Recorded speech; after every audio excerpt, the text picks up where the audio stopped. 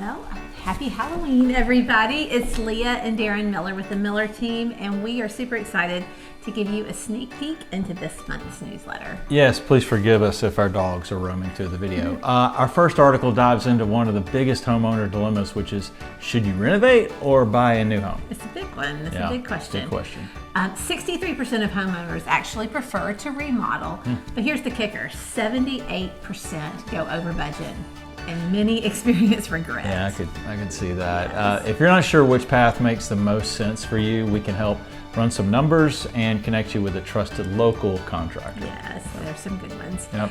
Next up, we've got the Stage to Sell article. It's 7 proven ways to attract buyers and to boost offers on your home. Yeah, and staging can increase your home sale price and make it sell faster. So whether you stage it yourself or work with a pro, we've got the tips to make your home irresistible to buyers.